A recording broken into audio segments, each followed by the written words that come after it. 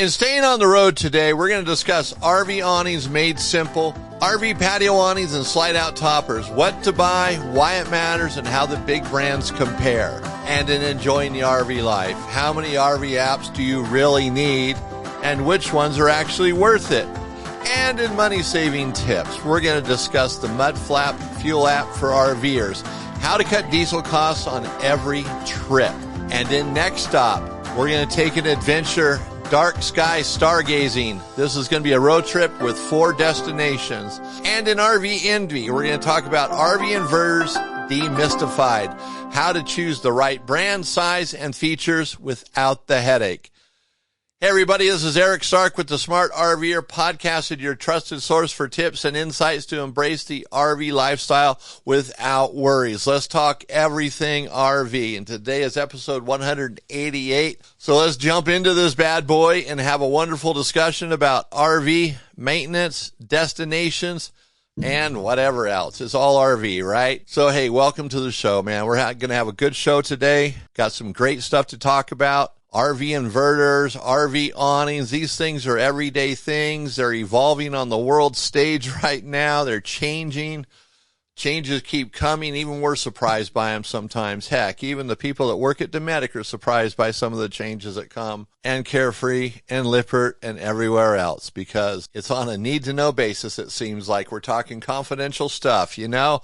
Just messing with you. But that's how it seems like. Sometimes the salespeople at these companies don't know anything. We find out long after the fact. It's an odd little deal. But we try to stay up and keep everybody informed. We are working on this constantly. The questions from our viewers really help us. Like the people that come in our store, they ask questions. They get us looking into things, doing research on stuff that, hey, we haven't heard of that yet. Where did you hear about that? Well, I was someplace and I heard about it, you know, and it's kind of interesting. Like, this is a brand new thing. It's not even out on the market yet.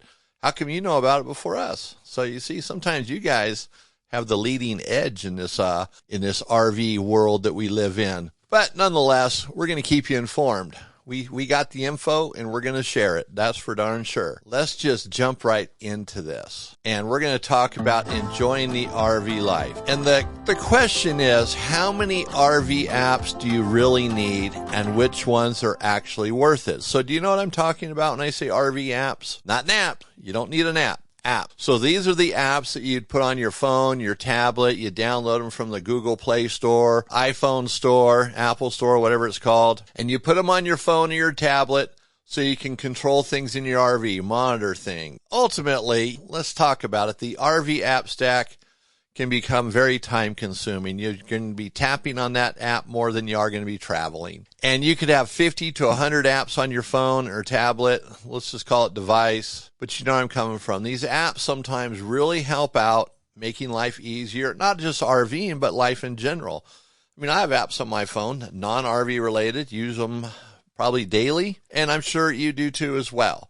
And there's basic apps that come with the phone, and we're talking about the ones you're going to download that are RV specific. So we're going to tackle this subject today. There's dozens of apps, could be hundreds. You could have them all. You could pay for some, get free ones, but is it really worth it? Is it going to make life easier? Probably not. Because realistically, as an RVer and in the RV landscape is what we're discussing today, you could probably get by with 8 to 12 apps specifically RV related. Yep, that's just 8 to 12. You don't need to have 50. You could possibly even have 6 to 8 that are just your core app. The ones that, okay, these are the ones I'm using every trip. And the rest of them could just be ones that are more RV specific, like running controllers in the RV, that aren't as essential, but they're great to have. It might be a tire pressure monitoring system that you're only going to use while you're traveling. And on that subject, a lot of tire pressure monitoring systems, I shouldn't say a lot, like TST, you can actually get a display that can sit on your dash, so you're not using an app on your phone. Me personally, I have the display on my dash, and that's what I like.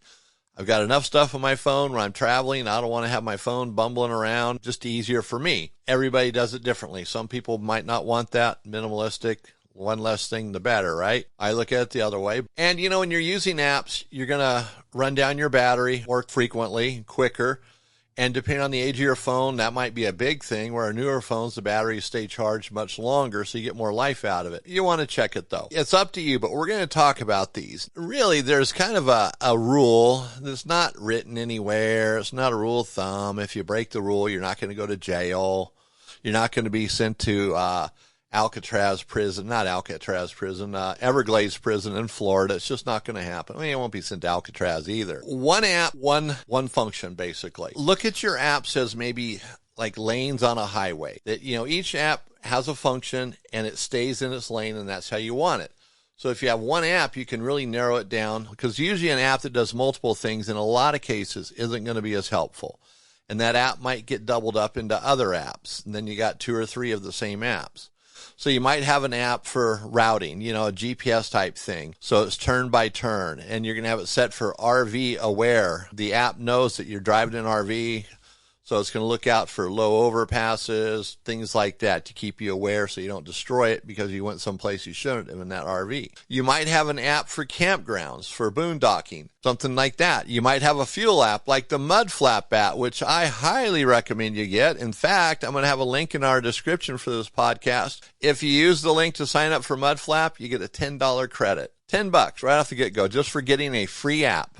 Wow, that's awesome, right? In fact, we're going to be talking about Mudflap next. So you could have a weather app, something to give you, you know, the weather, play-by-play. You could have something for road conditions. You could have a checklist and maintenance app, an app that's letting you know how well you're connected. It's going to cover different things, make sure your phone's working. I mean, there's different things that you can have, and those are just some of them. That's kind of your road trip toolkit, if you will. So you got some apps that you're going to use on every road trip, but then you might have apps that just control devices in the RV. Some of those apps could be very simple ones. They're going to control the thermostat in the RV. They might control the generator. They might work for the BMS, the battery management system, in lithium batteries. Your inverter might have an app. Your converter could have an app. Your solar controller can have an app. See how it can go on and on. Tire pressure monitoring system. So these apps are not like as specific where you got to use them during a trip. Like your lithium batteries, if you want to check them, you can before you go on a trip, maybe when you get to your destination, but you don't have to keep monitoring that app. I say that because apps can become hobbies. These can become really bad habits, where you're more focused on all this junk on your phone than enjoying the RV. That sounds crazy, but it happens. Look at kids, how addicted they are to their phones. We don't need that addiction. Let the kids have it. Let younger people enjoy that addiction. We don't need it. It's a bad habit. These apps are very handy. I have one for my thermostat. It's a micro-air thermostat. Absolutely love the thermostat. It's got an app. I like the app, and that's a controller app. And that's really the only one I have for my RV at this point in time. I have a tire pressure monitoring system, have some other things, but as far as that, a controller, that's it. But you might have more than that. If you have an inverter, you'll probably have an app. Which I can see that. Sometimes apps have more functionality than you can get off the product itself. Even an inverter with a remote control panel where you can see it in the RV, sometimes they have a few more, but an app might have more. So there's nothing wrong with having apps. You know, they're a part of life today, but you don't need 50 of them. You only need what you need, right? So think about that. It's a very simple thing. Get rid of the ones you don't use. If you don't use them twice, or, you know, if you don't use them for 2 trips, you probably don't need that app. Just get rid of it.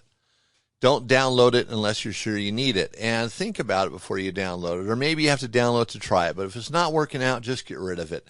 And there's a lot of apps out there, and everybody's pushing their apps on people. They vie for your business. But then again, you know, some of these apps are going to chew up the battery time in your phone, your device. Especially if they're Bluetooth ones. Your phone's going to constantly be looking for that item on the Bluetooth, trying to stay connected. That's a battery drainer, man. That causes battery insanity, or you're just going to be constantly thinking about your battery. Who needs it? Enjoy the trip. See what I'm getting at here? Get the apps that you need. Use the apps that you need. Anything you don't use for 2 trips in a row, get rid of it. Okay? Very cut and dry, right? That's a simple blueprint to get the apps you need. As always, this article will be in full on our website, which is much more detailed than what I'm sharing here. This is getting you thinking, getting your brain ticking in this direction. So now that wraps up enjoying the RV lifestyle, and it brings us to money-saving tips. As I said a minute ago, we're going to talk about the Mudflap fuel app for RVers and how to cut diesel costs on every trip. And you do not have to use it just on trips. If you have the app, you can use it anytime you're filling up your diesel pickup, car, whatever it might be. But a lot of RVers have diesel motorhomes. They're towing their trailers with diesel pickups. In fact, there's more diesel pickups on the road today than I think there are gasoline-powered ones. So this app can be indispensable to you, and it's free. And like I said, in the description, there'll be a link. You follow that link, you'll get a $10 discount or a credit on your first, when you sign up and download the app. Bam, you're saving money right off the get-go. You see how that is? Money-saving tips. We're here to help. The Mudflap app will cut your expenses on every trip you make. It doesn't matter if you have a diesel pickup, a Class A motorhome or a diesel truck. If you're using 60 to 100 gallons per trip or per fill-up, that's 30 to 50 cents off per gallon in real money. That's just a savings. It's not like they put it in some account somewhere or you're storing up credits. That's just money right off. You see it at the pump. That's spectacular. So what is the Mudflap app? It's a free mobile app that you download to your phone. We just talked about apps, right? Well, this is an important one. It's going to give you discounts on diesel fuel at large truck stops. It's a nationwide network, and they're still expanding it. And these guys have done a great job expanding it. And right now you can go to like TA, Travel America, Petro, Speedway, plus thousands of other places where you can use the app. And I'm going to tell you, in some areas it's stronger than others. This company is still in its, I'm not going to say infancy, but it's a younger company. They are growing by leaps and bounds. They're keeping up. They're having a hard time keeping up with their growth because people love it. Businesses are coming to them. Hey, we want to, use your app or be able to promote your app. So it's awesome. And everything's handled within the app. It is so cool. You can get a receipt in the app. Isn't that nice? Here's the deal. You save money with it. And that's what's important.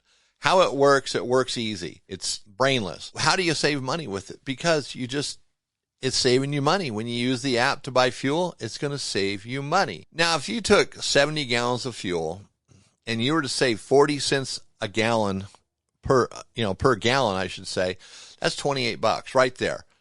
Saving $28 on 70 gallons of fuel, $28. That's great. Now you do that 10 times, that's $280. That's a big savings. On a trip, you can fill up how many times? I know when I travel, I drive a four-wheel drive with a V10 in it. I don't get good mileage. And it's not a diesel, so this app won't help me. But, saving $280 on 10 fill-ups, that's a day. I'd be saving a ton of money. I need to look for another app, don't I? Mudflap gasoline app. My point is, even if that's just part of your trip, okay, we're going to spend this much on fuel. We don't like it, but that's just the cost of doing business. Still, $280, that's money that can go towards the trip. That's money to buy souvenirs. That's meals out. That's a couple new pairs of pants. I don't know. It's whatever. Or it's just money you can put away. Put that $280 into a reserve account and put it towards maintenance for your RV. Why not? Then that $280 is there, and then it turns into $560, so forth, and pretty soon you got all this money stashed away in your RV or in an account to pay for repairs on the RV. Now, one thing that's nice about the app too, and this is what we would consider a pro tip. You can plan your stops in the app in advance. You don't have to do it as you're going. So you could have multiple stops. You could have backup stops in case you get to a station to fuel up and it's super crowded or it's not what you thought it was and you can't pull in there. Your rig's too big. You don't feel comfortable. Then you have a backup and you just go to the backup station and get your fuel. Really nice, right?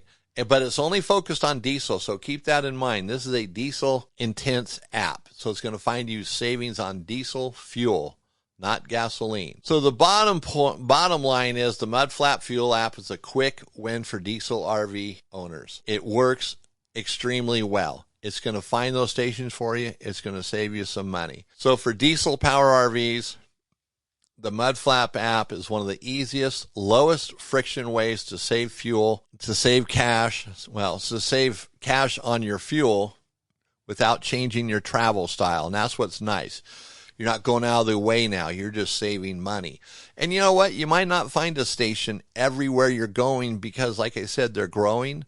But still, you can save a lot of money, and you can look at their locations. They're on their website. They got a map with all their locations. So everybody, go to our website, thesmartrver.com, or look in the description of this podcast, and you will find a link to the Mudflap fuel app. And like I said, you can save $10 instantly just by downloading the app. Now, let's get into staying on the road. And we are going to talk about RV awning. And we're going to make RV awnings simple. Patio awnings, slide out toppers, slide out awnings, what to buy, why it matters, and how the big brands compare. So I have been doing awnings for a billion years. Well, maybe not a billion, but you know what? I have something here in my hand.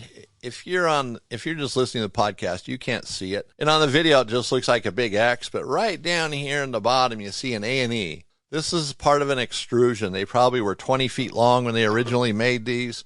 They cut them down to these little bite-sized pieces. It holds roller tubes for Dometic awnings. A&E, Dometic bought A&E years ago, somewhere in the 90s, I believe. I think the 90s. I've been around a long time. You don't find these floating around anywhere. In fact, I just got this one back from the powder coat shop. I spent some money, had it powder coated, 2 colors, looks absolutely awesome. Yeah, that's right. I wasted my money on that, but you know what? It looks really cool. Everybody loves it. Everybody's seen it so far. Like, oh, that's awesome. What is it? But you know what? We're having fun, right? That's what it's all about. We enjoy the RV lifestyle here at Highway 93 RV and the Smart RVer podcast all the time. It's like we're always on a trip because we're dealing with RVers all day, every day. So, hey, what a life, right? So here, let's get back to RV awnings. I've been doing awnings for a long time. I've installed thousands of fabrics. I've repaired thousands of awnings, installed thousands of awnings. I know the brands. I know what's good, what's bad. Sometimes I know more about the brands than the people that work for the companies that sell the brands. Isn't that interesting? Find out the little details, the things that matter. That's enough about me and my expertise. Let's talk about you guys and how we can help. So RV awnings do more than look good. They're not just eye candy, right? They have a function. They set up, or you set them up, they expand your living space, protects the RV from the sun. It keeps you cooler, keeps the RV cooler. You can sit out there with the sun shining, with light rain, not heavy rain. I say that, cautiously. Don't say, well, Eric at the Smart RVer podcast said I can leave my awning out in the rain. Eric never said that. Eric usually says roll your awnings up when it's raining just to avoid any problems, because a downpour all of a sudden, you leave your RV and the awning's down and the rain fills up on it, starts to puddle, destroys your awning. Eric didn't say that.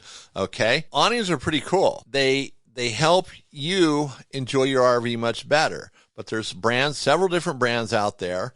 There's manual, there's electric, and we're going to talk about this today. Let's get into this a little bit more in depth here. Why do RVs need awnings? And I talked about patio awnings, how, they can lower the temperature inside, keep the sun off the RV. It acts as an extended living space, which is really nice. Like if you go to Arizona, Florida, places like that where people set up long-term in the wintertime, those awnings become houses out there. I mean, they add on so much stuff. It's amazing how many days it takes some of them to set up, days to tear down. They've got plants, they've got lights, they've got refrigerators, they've got a microwave, they got everything under the sun. Because they're out underneath that awning all the time. They're out there more than they are in the RV, which makes sense because it's roomier. You can see what's happening in the park around you or wherever you're at. If you're at the beach, the ocean, the river, you can enjoy that much more because you got that visual. And you'll meet people, it's just a whole different vibe, and it's actually pretty cool. You go out for a weekend, you're not going to do that, but still it expands your living space. You put out that awning, you bring out your chairs, your patio rug, you can have some things out there. It's much more comfortable rather than being stuck inside the RV. Sunny out, it's drizzling out, you got a nice place to be. Stretch them legs out. Now, slide out topper fabrics, everybody calls them slide out toppers, slide out awnings. Toppers came from Dometic originally. Slide out toppers. That's what they call their slide out awnings. They keep debris and water and stuff off the top of the slide room. That's their function. Part of it that's built into it, but it's not really a sales pitch. Part of the sales pitch is it keeps water, like if your slide out seals are getting a little old, not in greatest shape, your slide room's older, it's not, going in and out the way it should, not squared when it's in and out.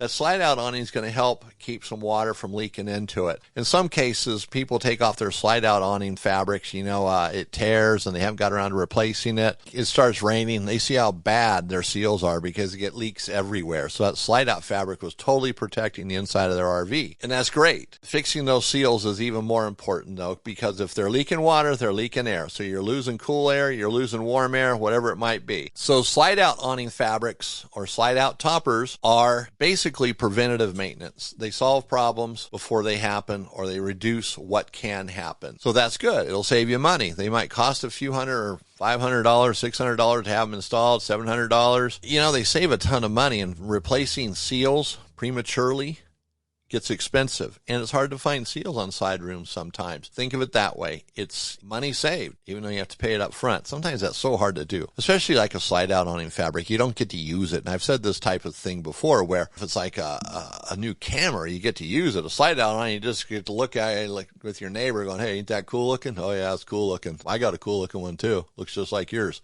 Now, oops.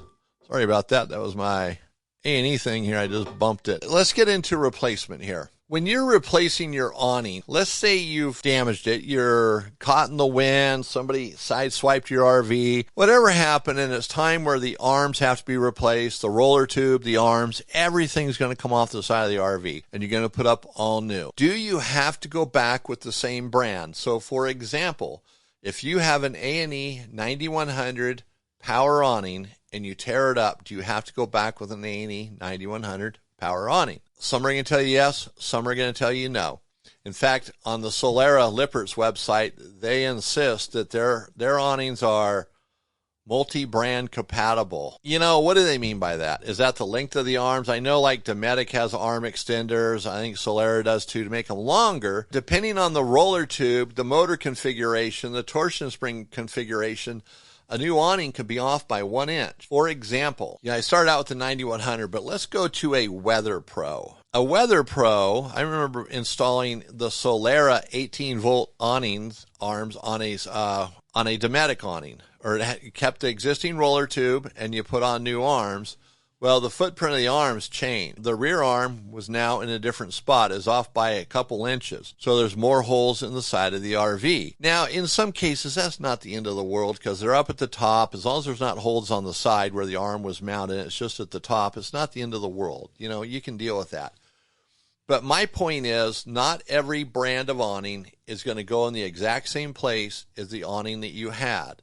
Regardless of what the manufacturers say, real life experience out in the field is going to dictate something different. And it might not be off by much where you can cover the holes, but you might be drilling some new holes. Like in a power awning, the arms that attach to the side of the RV, they have a channel that goes down the RV.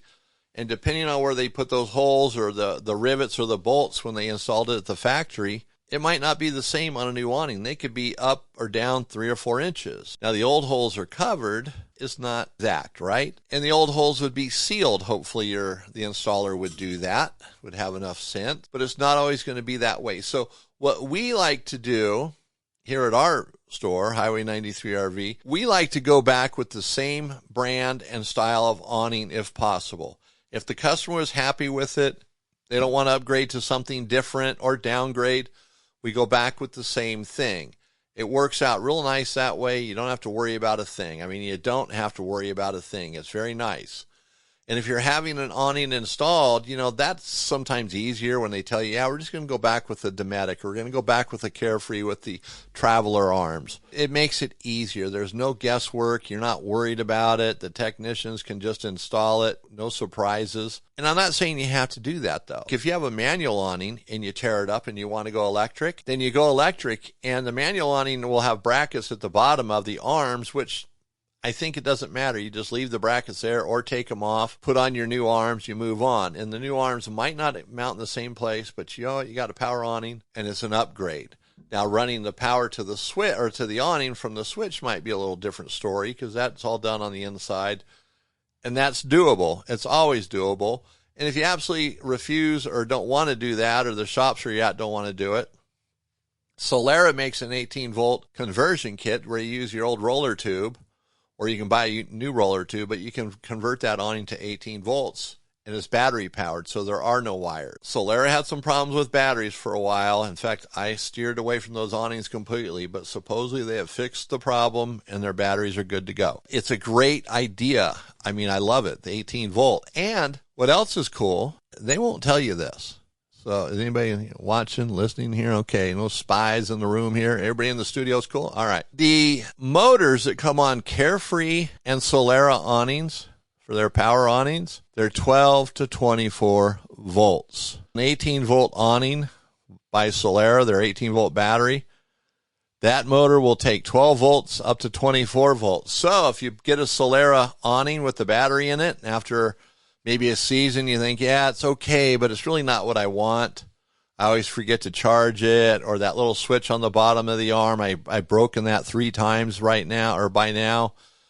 And it's a cheesy switch. I don't know why they do that. It's just hokey finokey. You're going to break it. I mean, I guarantee you're going to break it sooner or later. And it's kind of a specialized switch. So maybe you decide you don't want to do that. Well, that awning can just be converted to 12 volts. Just run a wire from inside from a switch. You have to install a switch and run wire, of course. But my point is it'll work off a 12 volt. Not a big deal. The motor will work off 12 to 24 volts. That's Carefree and Solera. And their motors are unique to themselves. A Carefree motor will interchange with the Solera, but the Solera has a little nut on it that you can use to bring the awning in and out if you lose power, switch breaks, wire breaks, something like that. It's a safety mechanism. Carefrees are done a different way. These are some of the ins and outs on the awnings and replacements, what you can and can't do or should do. But you're not confined to the same awning. If you absolutely hate the brand of awning you have, you're like, man, I hate this awning. I don't ever want this brand again, then you can go to something else. You're not going to go to jail for it. I guarantee it. And it won't be a problem. You just have to buy the right replacement one. If you're going from a Carefree to Dometic, you just want to make sure if there's any holes on the side of the RV from a power awning, that the new arms will cover them holes. And the holes can be sealed. Don't worry about that. And when they're covered by an arm and they're sealed properly, it's not going to ruin the side of your RV. You shouldn't experience leaks. Not a big deal. And you don't have to go with the same brand of awning as your air conditioner or your furnace. It doesn't matter. Go with what works for you. And some places will tell you that. Well, you got a Dometic air conditioner. Don't you want to stay within the same ecosystem? Who cares? Just put on what you want. What's going to be your favorite flavor, right? I think we've covered that. Now, in the United States, there's 4 major brands of awnings. Dometic is, I'm going to say, the first brand. They're on, I don't know, Dometic and Carefree. I don't know when Dometic or an A&E started. I don't know the history that well, but I think it was after Carefree of Colorado was in business. I believe Carefree started in like 1971, somewhere in there. Dometic, I think, came along in possibly the late 70s, early 80s. Both brands are absolutely awesome. Carefree and Dometic, their manual awnings, man, they are rugged, durable. They're strong. They hold up. You know, I have like rebuilt awnings, like Dometic awnings, for example. There's one I remember in Arizona. This awning, the arms were chrome. Chrome was very rare. It wasn't a very popular thing. And this guy had chrome arms, chrome caps on the roller, on the torsion assembly. He's like, wow. And my helper, Carl, he's like, what is this? This is just an old Dometic awning. Steel roller tube. A bunch of parts were broken. We just used new parts. We didn't have to worry about it. That's what was so cool. We got that awning working again like brand new. And at that time, it was probably 30 years old. Easy. That's amazing. No, it was probably 40 years old. I don't know. It was old. And same with Carefree awnings. We have revived old manual Carefree awnings. It's with new parts, not finding used parts, with new parts. Now, I'm not saying every awning Carefree and Dometic makes lasts forever. Some of them they do away with. Both companies have had some duds, and they just kind of slowly, quietly phase them out, get rid of them. And unfortunately, you might be stuck with one of those, or will be stuck with one. You buy an RV, it'll have one on there. You know what? You can always change the awnings. And a lot of times you can just change the arms. Like Dometic had the 8500 plus, I think it was. And what a pile of junk awning. These arms were so thinned down, cheapened. It is just a piece of junk. The brackets on the side of the RV broke all the time that held the arms in place. But you know, you can replace those arms and torsion assemblies and just go with 8,500 arms. Not a big deal. I mean, it's kind of expensive buying the torsion assemblies and the arms separately, but you save the roller tube and the fabric. If the fabric's not in good shape, it might be time to just replace it all. There's always a workaround on this stuff, like Weather Pro manual awning or power awnings. You can upgrade the motor to a 9100 by taking it apart, and I've done a video on that. Now, I'm getting a little sidetracked here. I'm just going in the history of Dometic and different things. My point is, Dometic and Carefree are really good brands, been around a long time. Now, Solera is a relatively new player on the block. Their slide-out awnings, when they originally came out, interestingly enough, came out at the same time Dometic was transitioning to a new style of slide-out awning. And Solera slide-out awnings look just like Dometic's old style or original one. So it almost looked like they just bought the mold, the rights from Dometic. Not 100% sure on that. The Solera power awnings, their arms look just like the Dometic power awning arms. There were subtle differences. Some people didn't catch it and found themselves in a bit of a bind trying to use them, but there were subtle differences, but they had the same look. So Solera makes good awnings, though. Don't get me wrong. Now, I don't really care for their fabrics anymore because they went to welded seams, and welding, when it's done right and in the right application, I think is great. But Solera did it on their roller tube, and that one's just a turn off to me. They saved money. They don't hem the edges anymore. I don't like that. But they still make good hardware. Just their fabric to me is not good, but they're okay. They're not the end of the world bad. Valerium is the newest child on the block. Valerium is owned by Airxcel, which is like Suburban's a brand that Airxcel owns. So that's a very familiar brand. Suburban's made great products for a long time. Valerium's only been around a few years, and they're, I don't even know where they're at in the original, like on new RVs, if they're on new RVs or if they're just trying to still find their way into it. I'm sure they're getting on some brands. Now, looking at Valerium, if you go to their website, especially if you have a Solera power awning and you go to Valerium's website, those awnings look identical other than branding on the power heads. And I remember seeing one at a trade show a while back, and I said something how identical it looked to the Lippert or the Solera awning, and the salesman for Valerium, Suburban, Airxcel, whatever you want to call it, did not like that. It was kind of an interesting little interchange, and I wasn't really bad-mouthing. I was just saying it looks just like a Solera. So they might be buying Solera, rebranding it, or who knows? It's kind of weird. The Lippert looked like Dometic, and the Valerium looks like Lippert. Who knows, right? There is one thing I'm going to say is absolutely awesome that Valerium makes. It's their power switch, or a velocity switch for their awnings for in and out. It's an add-on. It's $100. This thing is unbelievable. I put it on my RV, and I forget the numbers now. I got it written down. I got to do a video. I've been swearing I'm going to do a video, and I haven't. It changes how fast the awning goes in and out. I mean, it's like twice as fast in, twice as fast out. Going out is not as big of a deal, but coming in, when an awning drags coming in, especially if it's windy, you want to get that sucker in, or it's raining, and you're afraid it's going to just start pouring down rain, or whatever it is, you need to get your awning in. And you're just sitting there like, gosh, should I go out put a turkey in the oven? It's going to take that long. Well, with that velocity switch, boom, it's in there half the time. It is sweet, or better. Absolutely love it. So if you've got $100 you want to spend on an awning switch and to extend and retract your awning, go buy a Valerium velocity switch. Amazing. Now, by the way, I don't get any money for selling that. It's just what I do, right? Giving you guys a good tip here. Why these four brands of awning? Why am I talking about these four? For one thing, they're used by the OEMs, the original equipment manufacturer. Now, I did tell you, Valerium, I don't know who's using them, but I'm sure somebody is. They're owned by Airxcel. They sell a lot of stuff to the OEMs, and they're in the national distribution network, so that means all the distributors that sell to RV stores around the country carry them. It doesn't mean all the stores do, but they have access. So if you need a Valerium awning, they can get it. You need a Valerium fabric, so forth. I think you get the picture here. Now, what's important about these four brands is their availability. Now, if we look at some of the other brands on the RV, in the RV market, whether it's just a fabric or a complete awning, if it's not Dometic, Carefree of Colorado, Solera, or Valerium, you're going to have a hard time getting parts in most cases. And you're going to be buying a lower quality product that is going to be made cheaper. It's going to be made with less material. So the arms could be weaker, the motors could be weaker, the plastic could be lamer. Plastic's lame anyways, right? Is lamer a word? It's not going to be as good. It's not going to have the UV inhibitors that it's going to need because they don't care. It's a low-grade awning, low-grade materials. And I don't think we realize, or some of us or consumers realize sometimes how bad quality can get. When you go to the Jungle website and you buy a circuit board and it's $17 and your local RV store has it for $129, don't you think there's something wrong there? Do you really think the store is paying like $17 and selling for $129? Absolutely not. The store is paying a lot closer to the $129 for it than they are the $17. Do you think the distributors that's selling the store that part is paying $17 for it? Absolutely not. Their cost is probably 20 to 30% higher than what they paid. So the dealer is going to pay a little bit more than they mark it up. It's distribution. It's two-step distribution. It's the way it works. So when you're buying something like an awning, the Dometic 9100 is, let's say $2,300.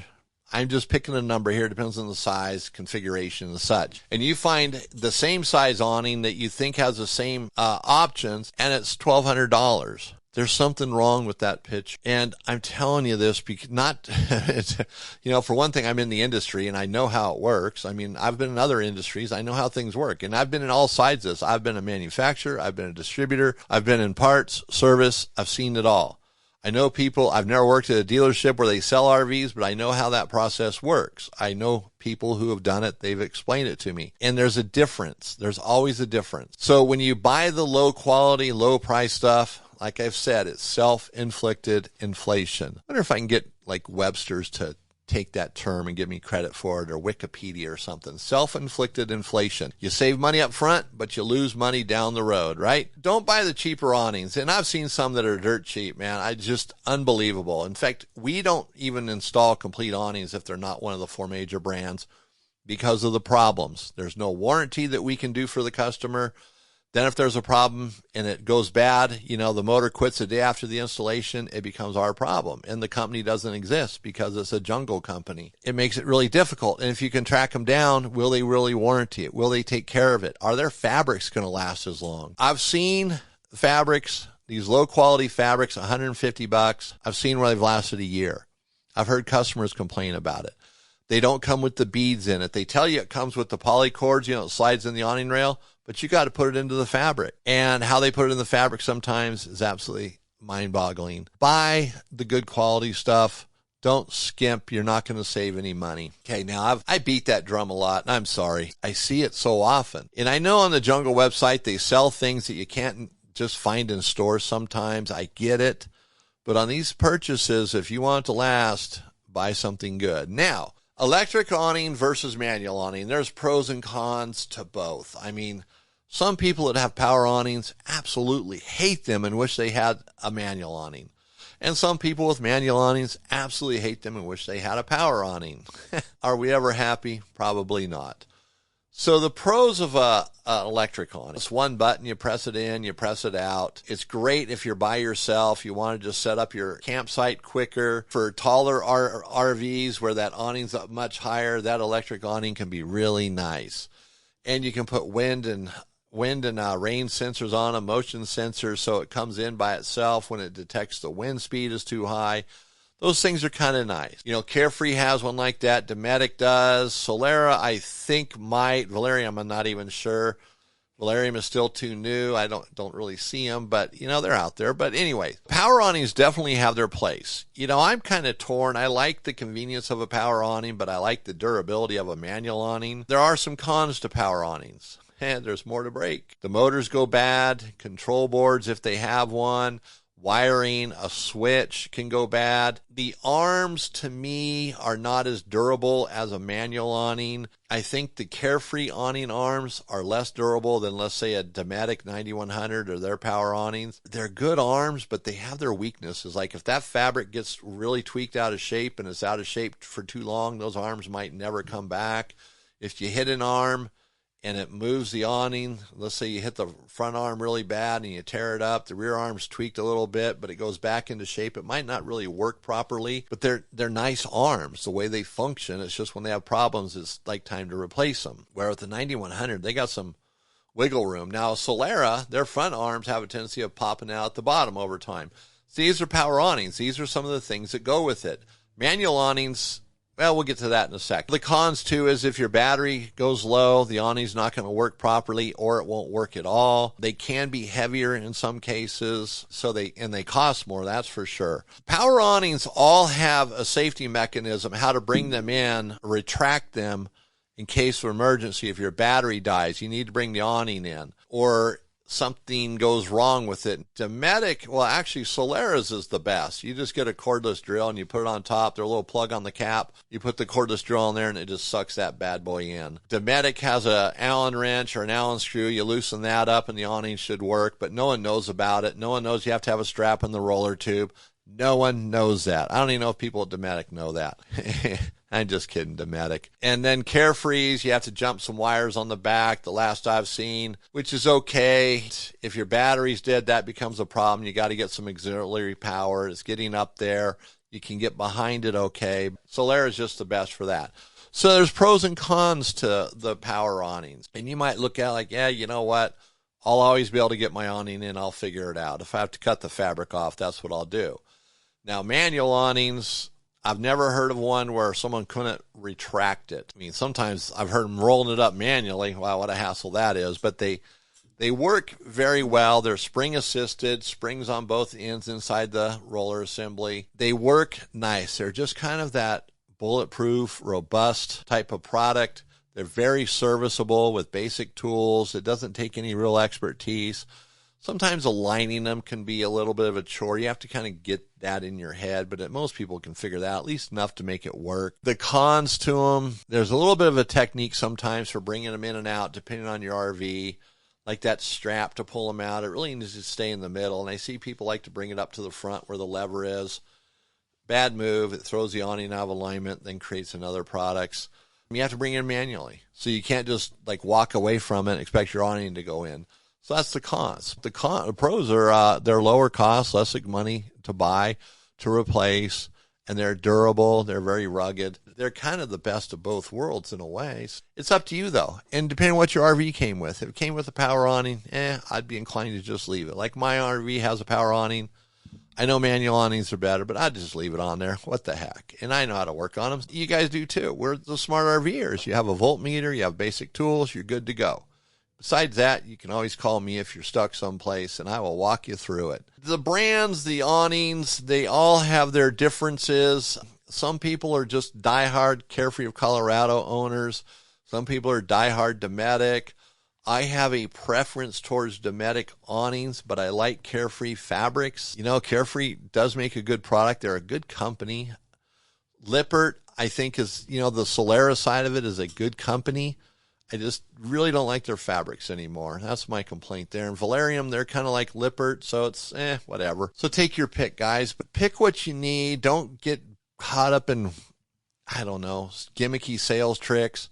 Buy what's in your budget and what will work on your RV. If you're replacing your RV or your awning, the whole thing, then go back with what you know will fit right. If you're going with the fabric, make a good decision. Don't buy cheap quality fabrics. You will regret it. So basically, if you're going to do it, pick the style you want. Do you want power or electric? Do you need electric or manual work for you? I said power and electric. I meant power and manual.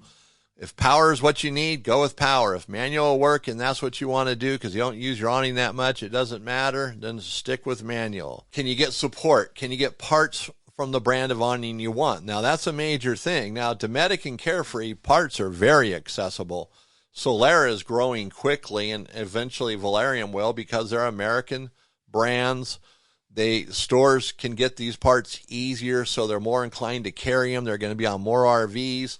Where the off-brands, low-quality stuff, you're on your own, basically. So keep in mind, though, when you have an awning, regardless what brand it is, besides slide-out awnings, you leave those out pretty much all the time because they're designed to cover that slide room and they can withstand the wind, rain, whatever. Bring that awning in when it's windy. If it's high winds, bring it in, clean it, and dry it. Don't roll it up wet. Wet awnings stay wet. They don't dry. And they'll get mold in it. Mold ruins the fabric quicker. Water does. Keep it dry. Inspect your arms, everything you can see on the outside. and wash it with soap and water. And if you feel you need to lubricate it, use 100% silicone. Do not use any type of WD-40 or a lubricant like that. It will attract dirt, dust, and make it worse. Generally, soap and water, or even a wash wax, a liquid wash wax, that will work great on the arms and just dry them out. The mechanisms where they slide and move, keep them clean, and they'll always work like a new awning. That I can promise you. Now, on the website, we're going to have more information about this.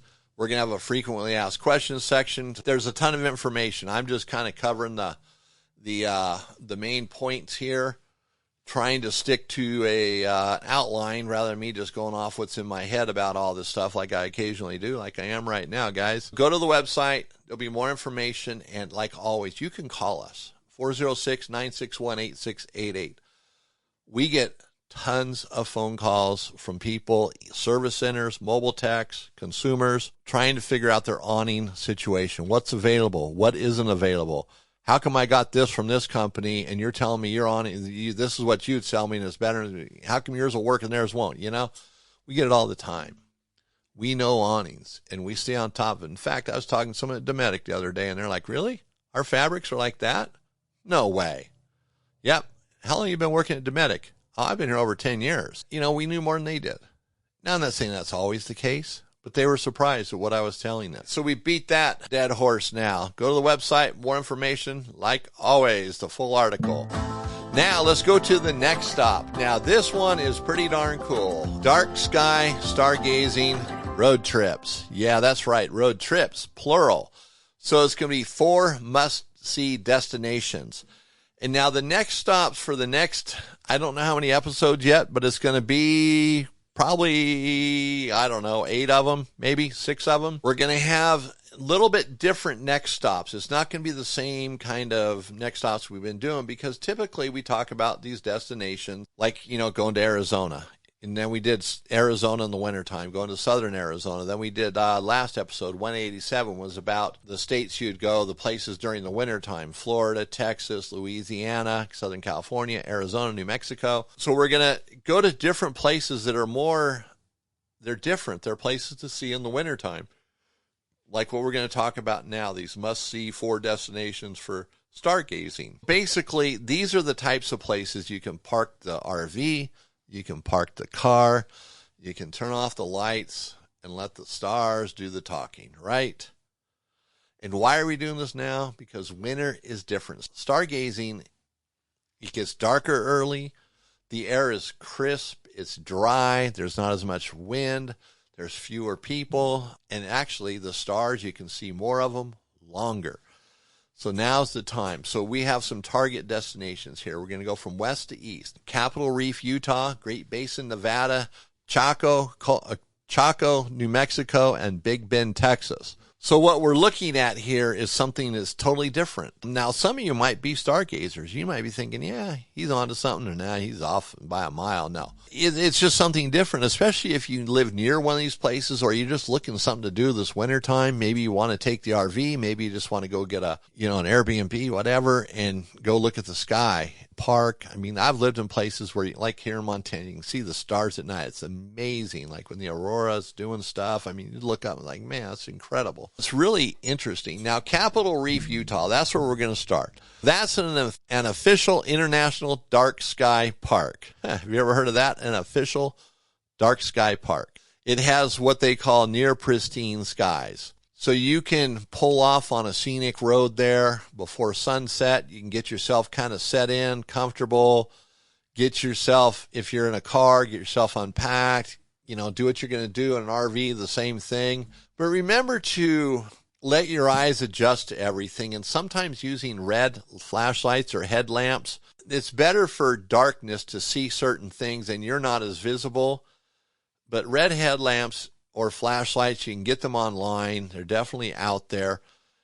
And then also let your eyes adjust to the darkness. You have to let them maybe 20 to 30 minutes. So don't just like jump out of your car and look up at your RV, and it's not going to work like that. Let your eyes adjust. Capitol Reef, Utah, that's our starting point. Now we're going to go to Great Basin, Nevada. So that's going to be west of Capitol Reef. The Great Basin, as they say, is the home to the darkest skies in the lower 48. You can see the Orion galaxy, Pleiades, the glitter of it, and the Andromeda. There's things you can see there because it's so dark.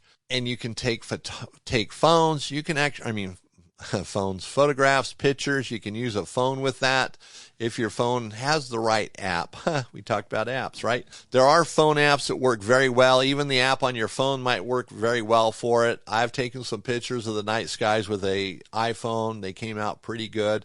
Not as good as using a regular camera, especially one designed for doing that, but they came out good. Great Basin has regular astronomy programming and helpful tours and things to help you enjoy those dark skies at night. The Great Basin in Nevada might be a place to go. Put that on your list. And now we're going to head south or southeast to Chaco, New Mexico. Now, Chaco, New Mexico is kind of a unique place. Again, it has the dark skies. Now, it's got more of that ancient feel to it because a lot of places in New Mexico do because of the Indian culture and the ancient Indians, and it's just a unique place. And the Chaco culture has used the stars and the skies to align their homes and do certain things. So it just has a different vibe to it. But there is something you need to be careful of. A lot of the approaches to the areas where you go watch stars, dirt roads, and when it's wet, it can become nasty, muddy, soupy, and you don't want to get stuck. So keep that in mind. If you have an RV over 35 feet, you're probably not going to want to go perusing those roads, even over 30 feet. You might find yourself regretting that. But their night skies are awesome, and the National Park Service and recreation.gov have documented them, how great they are. Another place to go. We're going to finish this up going to Big Bend, Texas. There you have an RV park, Gold Tier, Dark Sky RV Park, or a park. I just said RV park. Whenever I see park, I always throw an RV in front of it. So it's in the greater Big Bend International Dark Sky Reserve. All these words. So it's the world's largest dark sky reserves. It's huge. It's got the dark skies. It has one of the darkest skies in the national park system in the United States. So you can camp in your RV. You can step outside of it, let your eyes adjust, and you can see the Milky Way. You can see all sorts of stuff. The sky's the limit. I've been waiting all day to say that. These places, you can go to their websites. We'll have, again, the information on our website with much more information, greater detail. You know, they're great places to go. And some of the future ones, like in 189, we got some great suggestions too. So we've got a whole bunch of these we've stacked up. And now we're going to share them in, bits like this for the winter time. But now if you're going to do this, there's some gear you're going to want to need, like the red headlamps or red flashlights. You're going to want camping chairs, which you probably already have. A star chart, whether it's electronic or paper. Paper might be better because the light of your device might mess things up a little bit. Binoculars. You don't want any white light around you, including your phone screens. Something hot, enjoy it. Snuggle up and watch the sky, right? I remember as a kid, we used to hang out in this park, and there's a swing set, and I was pretty young, but you could sit on top of it. It was like one of those movies with the kids in. We're up there talking about our lives in the future, all these great things we're going to be doing and our accomplishments, and looking at the stars. Stand By Me is a movie I'm thinking of with the kids, Real philosophical stuff for like an 8-year-old. But, it was pretty cool. You sit there and look at the skies, and it's just amazing what you can see, especially if you're just numb to reality around you. Just pay attention to it. It's great. More information will be on our website, like I said. So it's basically 4 parks, 1 sky, and it's the same stars all of civilization has seen from ancient times to current. So now it's your turn to check it out and enjoy it. Now that brings us to RV Envy. We're going to talk about RV inverters, and we're going to demystify, I guess, the secrecy around them or the unknown, because we hear it all the time. People trying to choose them, the prices, it's confusing, the brand, the features, and it becomes a headache. So we want to remove the headache. So we're like your Bayer aspirin. We're going to help you get rid of that headache. And it's like always, we do the deep dive research. If we don't already know that, we do deep dives on, even when we know the subject, we still dig into it more, because we learn more, and then we can explain it better. Sometimes we know stuff, how it works, but explaining it is different, like working on an RV versus talking about it, totally different. The question sometimes is, how come your inverter that you're selling me is $1,500 and I can get one online from this company and it's only $500? I've already beat that horse, right? It's the quality. What's the difference? It's the quality. There's a big difference in inverters and quality out there, and there are a ton of inverters out there. These inverters have just flooded the market. It's confusing. You know, you got $100, $1,500. So we get asked that question, and you try to go through it, explain to them, and sometimes, well, that's what this inverter has. Well, this inverter has a transfer switch. This inverter does this. This inverter does that. And, you know, it seems like a lot of the lower price inverters boast more features, but I don't think the features are always necessities. They're just features. They're things like to hook you to buy it. And they probably don't even work for as long as the inverter maybe will. They die off. Like this feature stops working, that light quits blinking, and maybe it's not fundamental for the function of the inverter. It still inverts, creates the 110 volts that you need. So the quality is going to dictate, or the price, I guess. The more expensive they are, better. And that sounds crazy, right? You know, we're always told, don't buy it just because it's the most expensive. But in this case, the more expensive, I'm not saying the most expensive, but more expensive ones are usually better.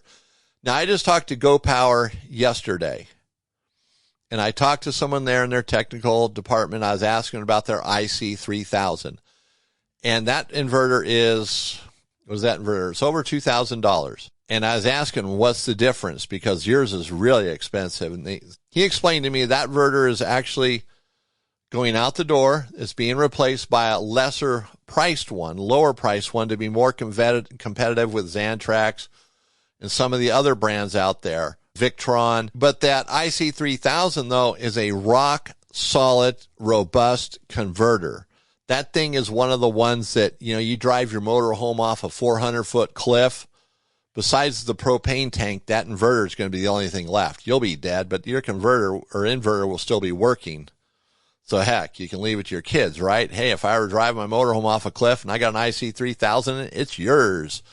That's the type of inverter that is. So $2,000 doesn't actually sound so bad. Go Power, they're coming out with a less expensive model, but it's going to be more in line with the Victron or some of the Xantrax or whatever brand you have, but it's going to be a quality inverter. Just these things are expensive to make, and when they make them right, it takes money, and you know, money takes research and development. So there's a lot that goes into it. So when you're buying, let's say, a Victron inverter, a Multi-Plus, you're spending some good money for it, maybe $1,200, $1,300, depending on which model you get, where you buy it at. You might be able to find it online, you know, $1,000, $1,100, but it's the model that counts. Somebody might be selling them lower at a lower price, but that inverter is still the same. The part number is the part number. And Victron makes great products.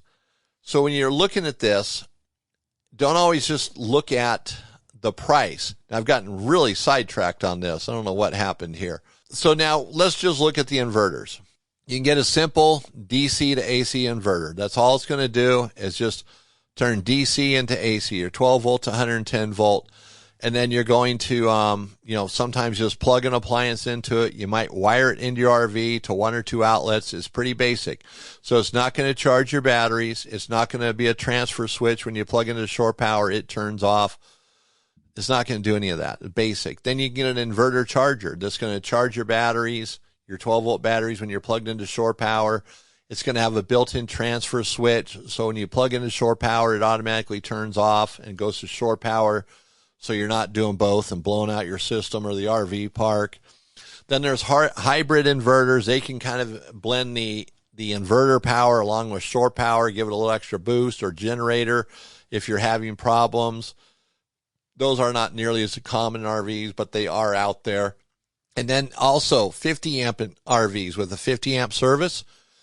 You need to buy a split phase inverter. You can't buy just a basic DC to AC or a basic inverter for like a 30 amp service. Different animal. So if you have a 50 amp RV and you want to be able to power up all 50 amps, both breakers, keep it original basically, like plugging into shore power, you need a split phase inverter. Otherwise, you're only going to be powering up one half of or giving it half the power, I guess you might say. It's not the way to go. It's not going to be like plugging into 50 amps, that's for sure. So you can do it, but it's not the coolest way to do it. So get a split phase inverter. And some people will tell you, no, you just got to buy two inverters and run and split the power to each one. That's not the right way to do. Well, you can do it that way, but that's not the best way. Split phase inverter. There's pure sine wave, modified sine wave. Forgot what the other word was. Pure sine wave is like the gold standard. Modified sine wave, I don't even think there's a lot of use for them today. I mean, there's an application for them, but the power that comes out of a pure sine wave is more like what's going to power your laptop, your CPAP. It's a better, cleaner electricity. The sine wave is different. It's much better. Just go with that. Don't even think about a modified sine wave for your RV. It's not going to be your cup of tea. And in most cases, you're going to be able to get away with a 1,200 to 2,000 watt RV unless you really want to power everything up. It depends on what you're doing, whether you want to power a few outlets or the entire RV, run your microwave on it. Air conditioner is a different animal because of the batteries that's required to do that, the storage of 12 volt to convert to 110, but it's very doable. 24 volts is another option for inverters. Converting, it has to get converted down to 12 to charge your batteries, but it can be done. When you're buying your inverter, don't just, I want an inverter. What do you want to do? I don't know. Think about why you want an inverter. You might even realize you don't need an inverter. You just want to run your microwave for 20 minutes a day to warm up a couple meals. A generator might just be fine for that, a Honda 2200 watt generator. I don't know. You got to think about it. Look at what your need is. Write it down. Why do you want 110 volts? For a cup of coffee, to blow dry your hair, to power up the entire RV, so no matter what you do, you can just run the microwave, you can blow dry your hair, turn on the coffee maker, you can do whatever it is you want to do, just like you're plugged into shore power, then that's great. Then figure out your appliances, what kind of wattage they use, and then determine the inverter you need. And you want to go a little bit bigger. Don't just buy, I'm going to use everything at the same time. So it's your wattage that you'd use at the same time. Like if you got a 1500 watt microwave, that's what it's pulling. You only run it by itself, or you can live with that. You can't run anything else while you're running the microwave. Then a 2000 watt inverter would be fine. But if you're going to run the 1500 watt microwave while a hair dryer is going, which might be pulling 1000 watts or 500 or 1000 probably, you're 2500. So a 3000 watt inverter is going to be more your cup of tea. So do the math first. Don't just guess. Don't buy the wrong one and have to replace it. And don't buy the wrong one thinking it's going to work. Do your research. Talk to people that understand inverters where they can walk you through it. So you buy the right stuff to begin with. The right inverter. Does it have a remote display so you can control it from inside the RV? What kind of draw is it using when it's just idling, not doing anything? Is it going to kill my batteries when I'm not plugged into shore power and I don't have solar, which hopefully you do have solar. I would recommend that if you don't. Choose the right one. I know this article, we're selling it as this is going to help you. I'm just going through some bullet points here. On our website, we got the full banana. So check out the website, thesmartrver.com. We got a complete article there. I'm kind of cutting a little bit short here because we're going over. I'm trying to get these podcasts reduced in time, but man, I just can't shut up, can I? Just yak. So, hey, everybody, as a reminder, we're coming to the end here of the show. Subscribe to our podcast on Apple, Spotify. Go to our YouTube channel, watch our YouTube videos, subscribe there, like us, do all the good stuff, build us up, sell us or share us with your friends, let everybody know about us.